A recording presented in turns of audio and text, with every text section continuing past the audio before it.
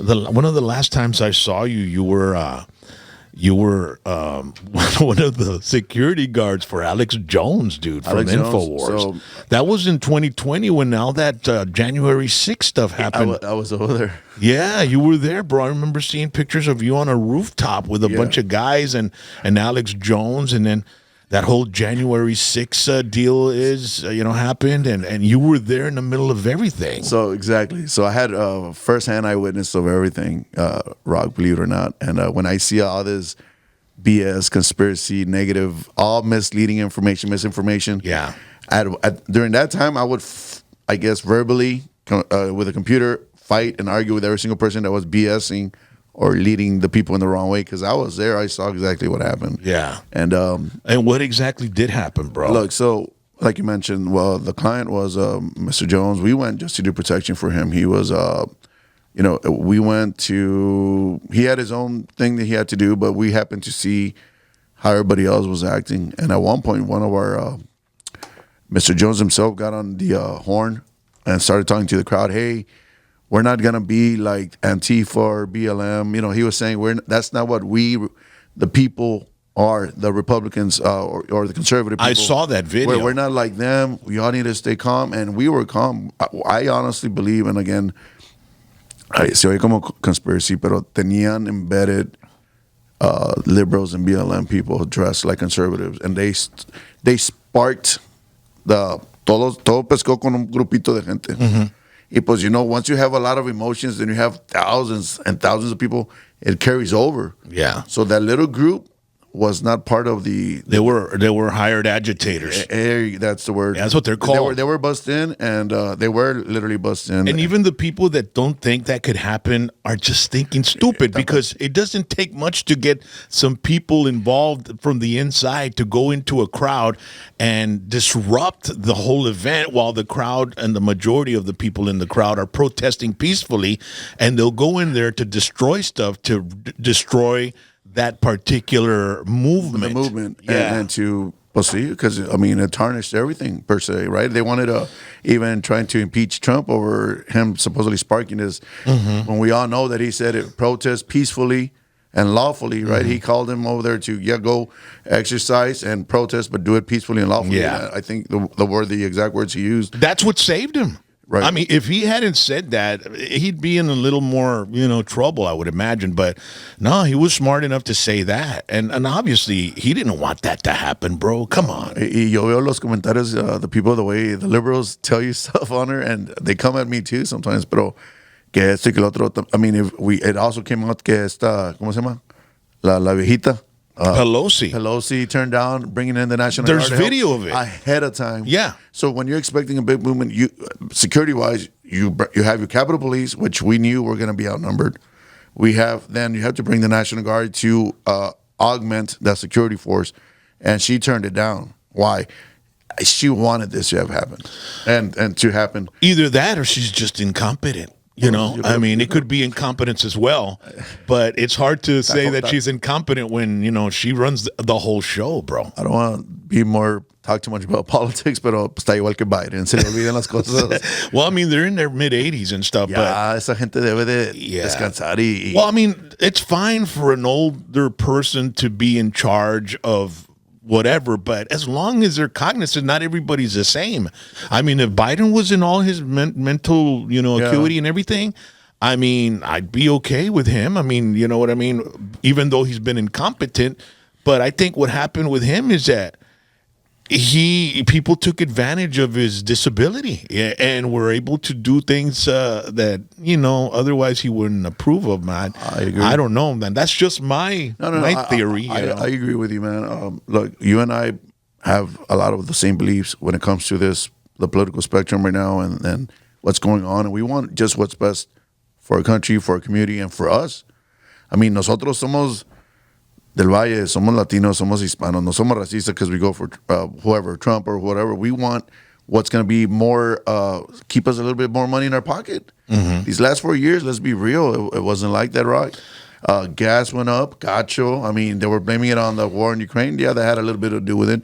But they stopped all the fracking and all the oil. We were the number one oil producer when Trump was here, man. You understand? We were independent when it comes to that. La comida, bro. Mi señora y yo vamos a la comida. We go buy groceries, brother, man. We don't get food stamps. We don't get no assistance ni nada. I've never been able to qualify. So when I go every week or every 2 weeks, depending on what I'm buying, $150, $200 y no tres bolsitas de pinche groceries que we're carrying. I know, bro. It's shocking. And I don't think about myself because, people will say on my Facebook, like, hey, ¿de qué te estás quejando, Rax? Si tú puedes hacerlo y puedes comprarlo. You know how much I work? I work triple. And then when I'm there paying and I'm getting my receipt, I'm not thinking about me. I'm thinking about people that have kids, dude. Y los que no pueden. And some people don't think that way, bro. I mean, look, man, you're right. We might be in a okay, decent situation where, yeah, it hurts. It still hurts us, but we're able to still provide. And it's not that comfortably. Imagínate la gente. Because the poverty rate here in the valley, está cabrón. Let's be real. We're one of the more poor areas in the state of Texas, just in general. So if it hurts us, imagine the majority of the other people here. Les duele, está cabrón para vivir in these circumstances, right? So when people say, pues, we're going to stick with Kamala and continue with the same type of living that we've had because she's a woman, like, bro, I'm out for woman. You know what? If Miss Condoleezza Rice was a candidate, I would have voted for her immediately. Condoleezza Rice was the Secretary of State under Bush. I met the lady when I worked in Iraq and Afghanistan. That lady. Or Tulsi Gabbard. También. I would vote for her. We want people that are competent people to do. I try to ask people online, well, give me one significant accomplishment this lady has done, and no one can tell me anything. And all they do is complain about Trump being rude, racist, la madre, pero you got to focus on his policies and how better of a living it was during that time. We need to focus on the bigger picture, right? Don't worry about the dumb things he says. How much better were you living under his administration? How much more money was still going back to your pocket? How much more was gas taking you and you still had money back? That's what's more important because that's your way of life every day, man. Yes, look, vamos a seguir sufriendo, unfortunately, if Kamala were to win. Well, the border, dude. I mean, just the border alone is a reason enough to fire somebody, And Mayorkas are still there after that whole disaster. And just with that alone, I think is justification to fire people and reelect somebody else to try to get it fixed. Because when Trump was president in 2019, there was an article that came out with CBS.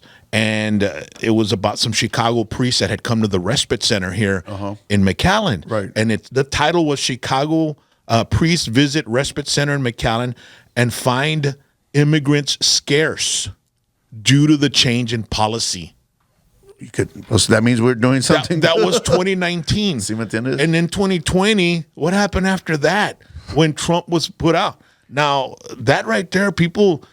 And the news is never going to report it, right? I won't say the lady's name here. The one,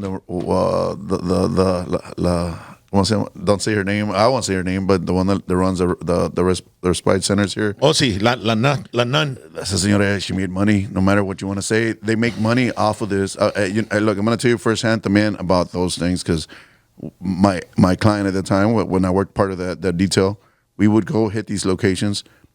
And there'll be veterans and homeless Americans that were kicked out of these places. Those centers are for everybody. Anybody that's in need, homeless and needs food, they were out there complaining, and they would tell us, we're American. They spoke perfect English. Some veterans, some homeless Americans. They kicked them out to make room for illegal aliens. I'm going to say illegal aliens. I don't say illegal immigrants. I'm sorry if I'm not politically correct like that. I mean, shouldn't you be taking care of our own that are in the streets first? They kicked them out. And then they try to question the staff, and some were just saying, well, they were drug use, whatever. I mean, in those centers, there's molesting of kids, man. It's known, and nobody seems to care. We were in an alley behind the Catholic center, the respite center. ¿Se dice respite? ¿Cómo se dice? Respite center, right? Sorry. And this car showed up, and they were about to throw 3 kids in the back. And they weren't even fastened. They were just standing, and they just hauled butt.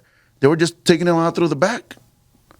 I understand maybe they were, but do they even check who they're handing the kids over to, bro? The human trafficking has been out of this world, dude. I think they lost over 300,000 children during this administration. They don't know where these kids are at. That's 330 some thousand kids, 300, not 10,000. They don't know where they are. You know, it's just been totally disastrous, and I don't know who would even think that it's a good thing enough to keep the leadership that we have that let that happen. It's just mind-boggling. And then the news, I mean, they're hoax after hoax after hoax. You're right. I mean, they said that Trump said there would be bloodshed among Americans if he didn't win, and he meant the economy. They said that he wants Liz Cheney executed. You look at that. Did you hear the whole bit that he was saying? He was she's a war hawk. No. And if she'd be in a position of being at war, she wouldn't want to do it. Correct. So that was a whole bit, and then about shooting journalists, and but these news, because I've been in the news. They don't have nothing really to talk negative about Trump. Policies aren't bad. Nothing. They just find the little dumb things that he says. Boom. But you know what freaks me out, dude, is that I know smart people that are running with it, and I don't understand why they do that. If they're smart enough, I mean, all it takes is for you to see what the news is telling you, then go on over and see the entire piece of the freaking speech, and then decide who's lying. I mean, it's that simple. I think for me, when you're using the word smart or these intelligent people that we know, because I know them too, and they still sticking with the party and the candidate, and they believe the hoaxes. I doubt they believe them, Rock. I think they're just more loyal to the party than the country and the way of life. They're being willfully ignorant. Yes, they know what the beep is going on, brother. Mm-hmm. I think they just more like it sucks because here in the valley también los demócratas que somos conservative. In other words, just moderates. We're conservatives, bro. Democrats are conservatives, not even moderates, bro. Everything that Trump stands for, that's what they are. Here in the valley, that's what we are. But they're totally disregarding that, and they're still focusing on being loyal to the party. Mm-hmm. They're more about the power in the party instead of knowing that Trump is what they believe in. And they have to do that because Pelosi will hold funds from them if they run for re-election. No, we'll see. She controls, most of the money that goes out to the campaigns. As a matter of fact, I think there's a few Democrats that are running here in the Rio Grande Valley that are really low on cash because they're not being helped. And one of them was talking about, keeping the border strong or building up the border. And I was like, what? Last time you ran, you were saying you didn't, you believed in, open borders and all that. Now you're not.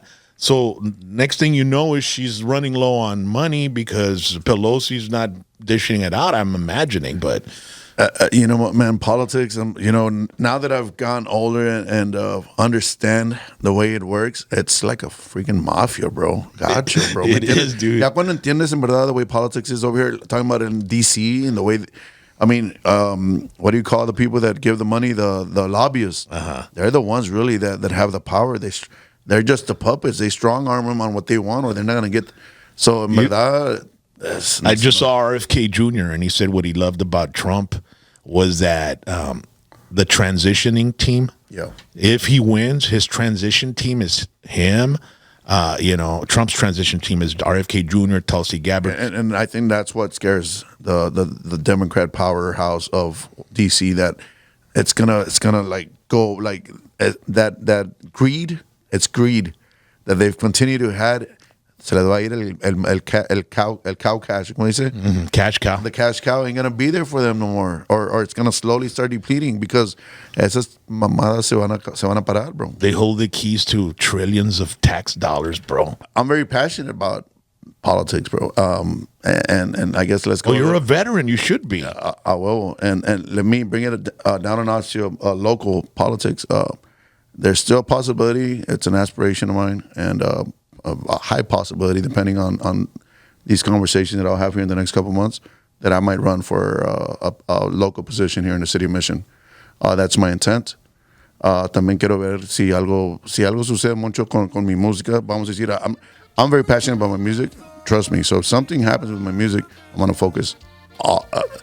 I need to focus on it 100%, pero mis intenciones, Rock, si Dios quiere y todo va como yo espero que vaya a suceder, is to run for a local city position, si Dios quiere. And I want to bring change to my community, bro, in a more positive way.